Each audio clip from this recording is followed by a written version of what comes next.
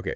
Have you noticed how often people say touch grass these days? Yeah, it's like everywhere. It's become this go-to, for anyone online who's just like way too into whatever they're talking about. Yeah, like you need to get some perspective. Go outside. Exactly.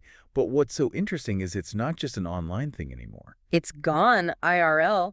There's an app for that. There is, Touch Grass app. which is what we are diving into today. It's a real thing. The Touch Grass app. It makes you, well, touch grass. It does. And we've got articles, we've got developer blogs, App Store reviews. App Store reviews, yeah, the whole 9 yards. And the thing is, this is not just another screen time tracker. No, this is different. This is really about getting people to actually get out into the world. Into the real world. Like the three-dimensional world. Away from the screens. Yeah.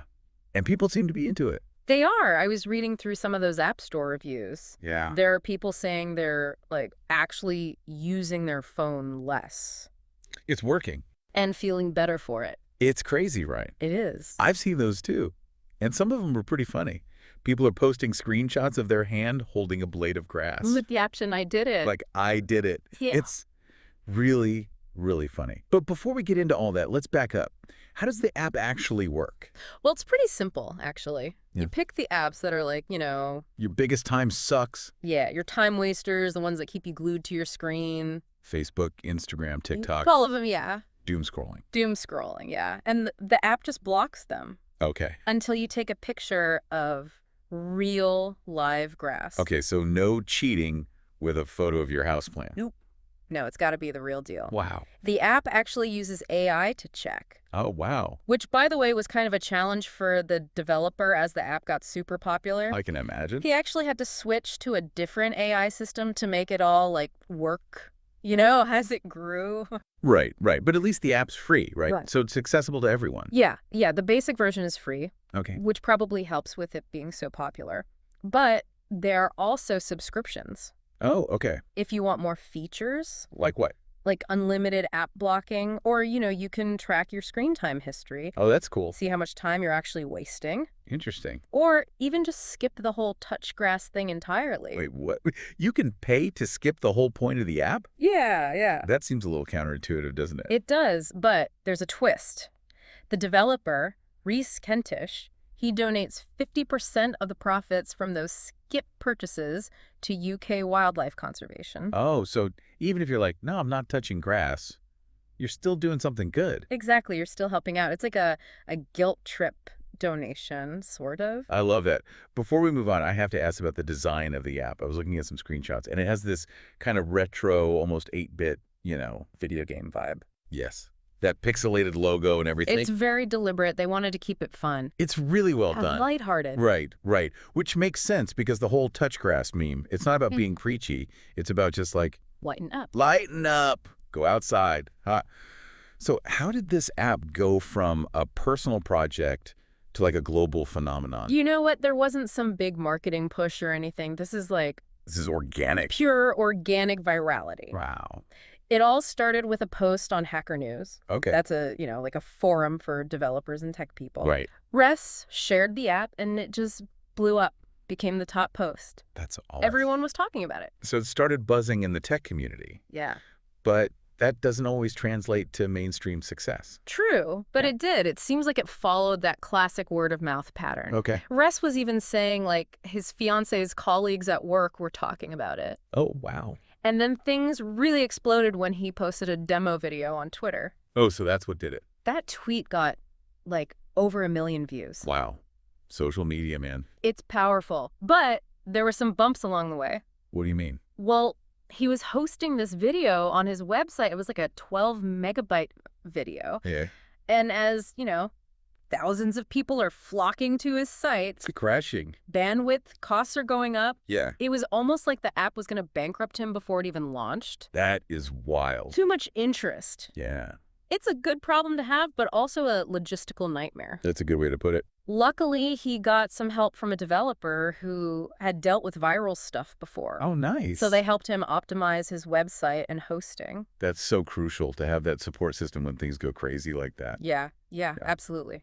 But it wasn't just the website. There were also some, tough choices about the app's technology. Oh, what do you mean? Remember the AI image verification? Well, as the pre-downloads started surging, he realized the system he was using wasn't going to work long term. All It right, was good. getting too expensive. I see. So he had to make a tough call.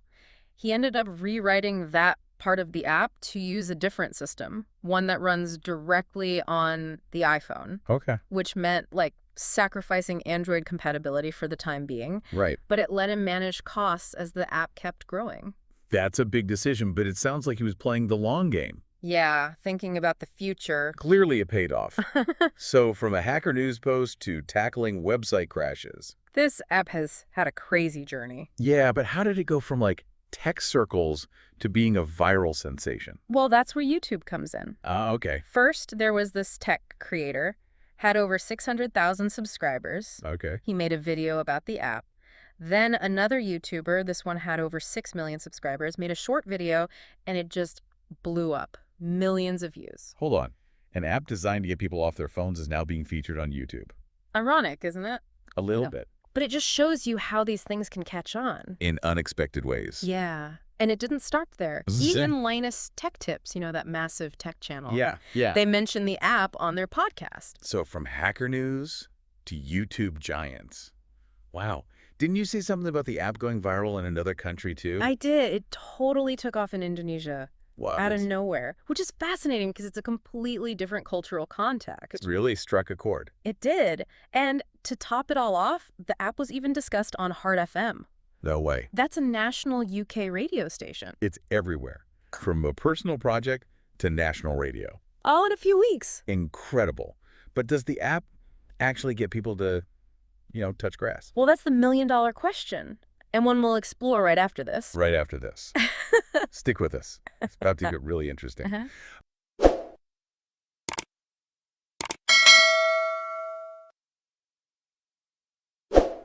Okay, so the Touchgrass app has had this, meteoric rise. It has. But does it actually work? Can an app really change our behavior? That's the big question, right? Get us to, touch more grass.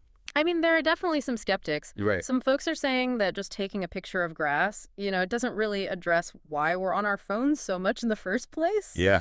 We're talking about, needing bigger changes, like how tech is designed, maybe even, systemic shifts in how these companies operate. Yeah, I mean, they have a point. It's not like one app is a magic solution to a huge problem. Right. It's not a cure-all. But even if it's not a complete solution, it could still be a useful tool. I think so, too. It's think about it. The app makes you do something physical, a real action. Right. That breaks that, automatic habit of going for your phone. Like a speed bump for your brain. Yeah, exactly. Just oh, wait a minute, Pause. Reconsider.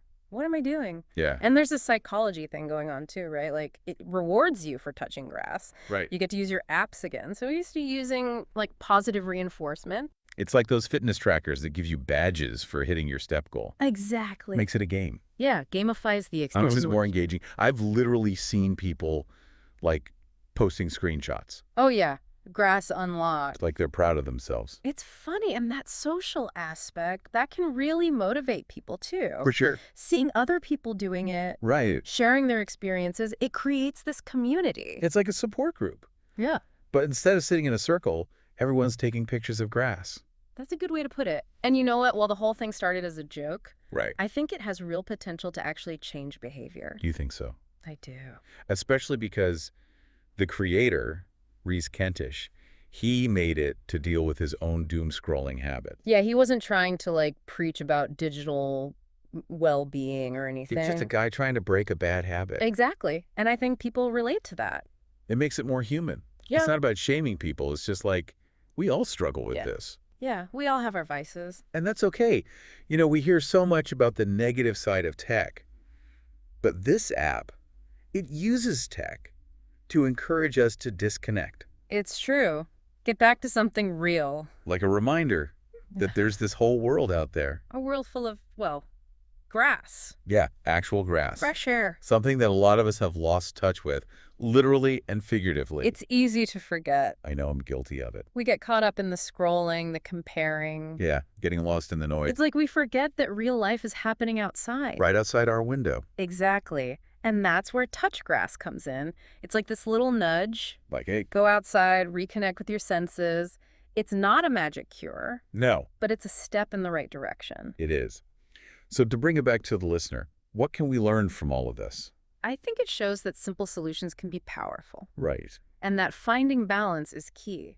We don't need some complicated app or an expensive gadget to improve our relationship with tech. It's really about rediscovering those things that ground us, Yeah, the things that make us happy outside of the digital world. finding those moments of presence, of connecting with the natural world, Moments where we can actually disconnect. and reconnect with ourselves. Exactly. And the Touchgrass app, in its own weird way. It's helping people do that. It is. It's reminding us that even small actions can make a difference. And that sometimes the best solutions are the ones that make us laugh Yeah. and encourage us to reconnect with simple things. Well said. This whole conversation has really given me a lot to think about. And I'm curious to hear what stands out to you, dear listener. Yeah. What are your thoughts on this app and its impact? Do you think it can truly change behavior? Yeah, I'm curious too. Do you think this is just a fleeting trend? Or could it be the start of a bigger movement Toward more mindful tech use? toward a healthier relationship with our devices? Yeah, is it just a fad?